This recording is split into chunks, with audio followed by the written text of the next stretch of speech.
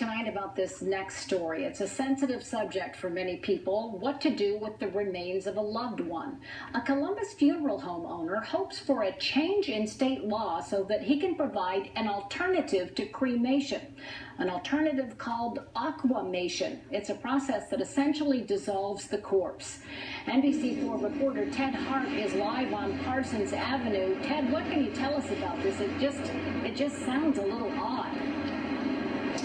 Yeah, Colleen, Jeff Edwards, the owner of Edwards Funeral Home here on Parsons Avenue, says the process involves water, heat, and chemicals, specifically sodium hydroxide or lye, to accelerate the process that would otherwise occur to a body naturally. He says that once they understand the process, a lot of his customers say they would be interested in it.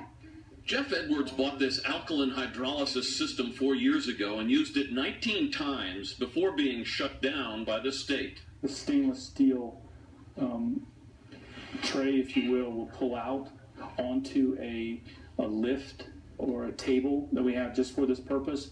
The top of this comes off and allows us to put the body in, put the lid back on, and then simply load this tray back into the system. Edwards says it does in a matter of hours what Mother Nature would do over a number of years. He says it's cleaner and greener than cremation and cheaper to operate.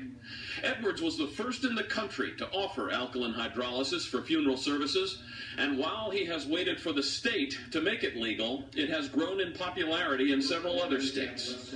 The bone fragments, just like cremation, are pulverized and returned to the family.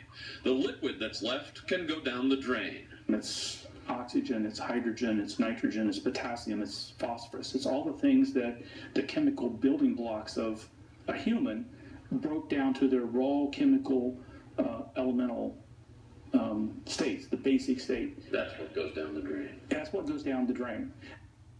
And there is proposed legislation again at the State House to regulate and license hydrolysis facilities. The bill right now is in committee. The last time this came up, which was in 2011 at the State House, the issue was included in a larger bill but was pulled at the last minute out of concerns that were expressed by the Ohio Catholic Conference. Now, the conference spokeswoman said today that they would likely reconsider this issue for this current legislation.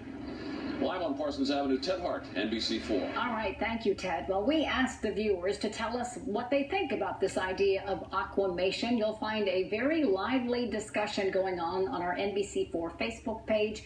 We invite you to take part in that conversation. Reds fans are